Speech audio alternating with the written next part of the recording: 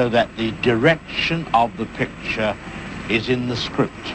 Everything is in the script. I wanted to ask you a little bit. We touched on that already. What's your writing process? Each and every one of you. Where do you start from the idea to the page?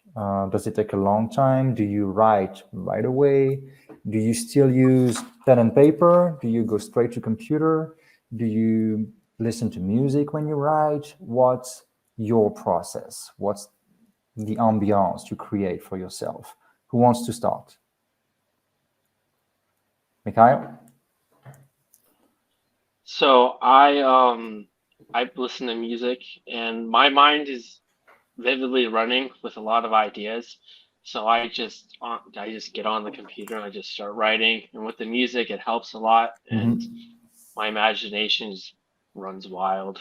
I mean, I know I start telling myself I probably should outline more, and put the ideas down, but you write first and you clean the mess afterwards. Yeah, exactly. Okay, who wants to follow up on that? Ilana? I think it's really important to get the mood right. I think everything kind of flows from that. So for me, it's if you can get the sense of the general ambiance that you're going for, and then you inhabit that world. I find that's the best way to make it work. I feel like it's, in a way, it's almost like method acting. A little bit. You want to get a story done, and if you want other people to feel to get out what you put into something, you need to really concentrate it, because people are only ever going to get out. I find they're only going to get a percentage out of what you're putting in, so you really got to concentrate it. Yeah, you got to concentrate. You got to put everything you have in one page, one scene, one ID, because if not, you're going to lose a lot of it. You don't want to filter it out. That's what you mean? Yeah, exactly. So you really need to find these things really need to be inhabited.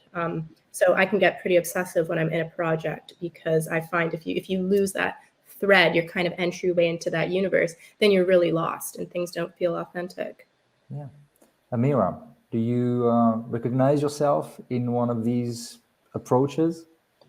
Yeah, I could, or it resonates with, or both of Ilana's and Mikhail's perspectives resonate with my own, I think. As far as my own writing process, though, I honestly write in the middle of the night at like 2 a.m. with coffee. I think I do like a brain dump. If that doesn't work, I kind of just sit there. Music is definitely a plus, but I'm definitely a night owl writer. I feel like my best ideas come at like 3 a.m. with 10 cups of coffee, maybe just 2. It helps. It helps. Han, what about you? I think I'm pretty much just like everybody. I need music and I need the right ambience, and I also need coffee and nighttime. But I think my own approach is like I find it's really helpful to writing collectively, because we have something like a writer's room, like a writer's meeting bi-weekly with my friends, with my cohorts. And I think it's really helpful, just, whenever you have an idea, just pitch the idea to the others. And whenever you write something, just give a read, everyone reads through your pages and give your feedbacks. And that's really helpful. That can help you examine your ideas, examine your writing, and make everything more concrete. Okay, I like that. Absolutely, I agree with that. Do you want to follow up on it? Well, I mean, for this particular script, I was working with Matt, and I find that it really pushed me to not burn myself out on these sparks quickly, because you have somebody to really, who's also invested in the project and who's kind of helping to push you forward. So I completely get where you're coming from. It's helpful. It's helpful to have a dedicated rendezvous, a moment in time to meet with the other. It creates a routine, and it also sometimes forces you to clean your ideas altogether, so you can present them to the co-writer. I don't know. Are you predictable, you guys? Would you have, guys, any questions for each other? Anything you would like to know about the other writers in the room, about the process, about the inspiration, about specific ideas? I don't know, anything you want. It's an open space. I have a question, Yeah? actually, for everybody here. So everyone here, and I suppose perhaps this goes without saying, it sounds to me like everything we've written here has a big portion of ourselves in it. So what do you think do you think you need to have lived something in order to write about it? Who wants to answer that existential question? Mikhail. I actually was thinking about this a couple of days ago because I'm getting more into writing, and I write on if you ever heard of Medium, I write a lot of life experience, and I think a part of it is you need some kind of life experience to have these ideas because you get to feel it more. You put more of your emotions into it. You feel more.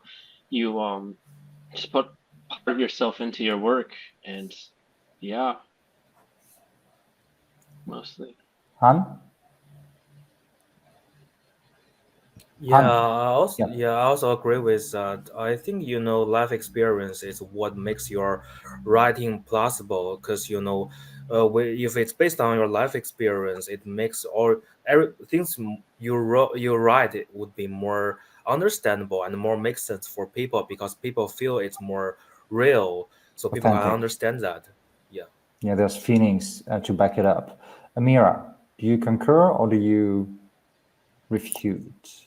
I'm like half and half. Like, I think the specific experiences you don't necessarily have to have lived, but I think in different experiences, the universal emotions are the same. So like love, loss, grief, joy, like euphoria, those are all emotions that you can convey in like different situations. And I guess I feel like scripts can lead with the emotion and then the experience, whether you're like an ice cream maker or like I don't know, an alchemist, you can still kind of translate the different emotions into those different characters Definitely. or their but background.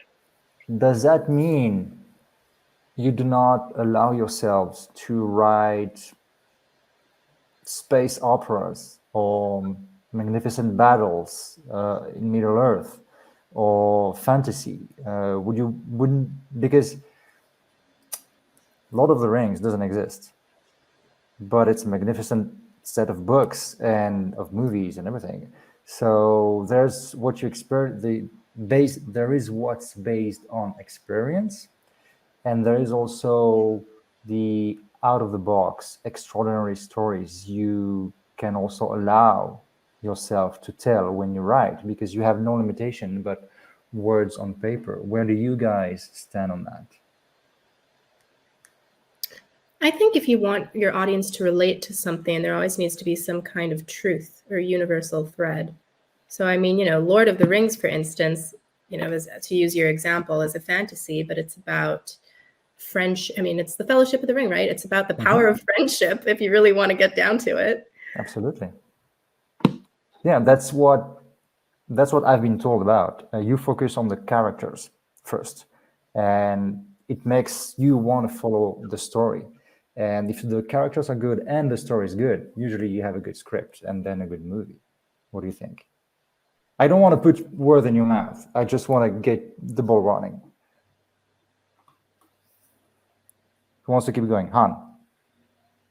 I mean, I agree with that because I feel like story, regardless what the world or what the setting is, story are always about the characters, their relationships, their internal struggle, and their changes. So even it could be in somewhere or some situation we have never been, but we're all humans, and if there we're all humans, and there we all share something in common.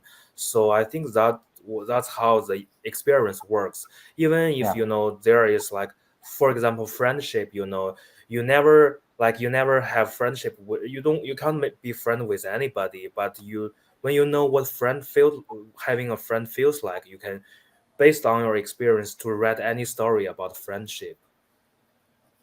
I agree. Do you guys have any other question you would like to ask to fellow writers here? What would you like to know when you're alone writing your own script? And what do you wonder sometimes? Oh, how do they do? How do other writers do when they are facing the same issues that I am? Any advice you want to ask? Or I have a question for do you guys ever moment of your lives or like careers just feel burnt out and don't want to do it anymore or like just feel unmotivated? Like what do you do? I mean, in my case, I changed everything about my life. that was a radical move. Maybe Yeah. not. I don't know. Don't want to judge. No, I mean, it was a radical move, but I felt like I was very comfortable. I'd used my ideas and I kind of felt like I was out of them. I felt like I'd sort of done my best work. And I think if you want to think about new things, you've got to put yourself in a new situation. Mm-hmm. I mean, how do you expect to convey things that are interesting or uncomfortable if you're unwilling to Experience the uneasy parts of life. Yeah. But you did it in a sense. You did it, Mikhail. When you changed countries, you're experiencing something. You've been surprised by the content of the course that you're following. So you are in a way putting yourself through experience. Yeah, I agreed with that, and I felt that a lot. So. Okay, Han. Sorry, I have to unmute myself, but I mean, I do feel, there are sometimes, when you have been spending too much time on the same thing, you are getting tired of it, or you just feel you have had enough of that. But I feel so when you feel burnout, like probably I think you can just try something different, especially something you don't really like, and you do something you don't really enjoy, and for maybe just for a few days, and you realize, oh, I love what I used to do. I'm so you can and also you by doing something different, you also learn something new, which you can also use them for your creation. So yeah, that's what I would do in that kind of moment. You put yourself in different shoes so you can realize, oh, in fact, I was complaining, but I like that. So that the direction of the picture is in the script. Everything is in the script.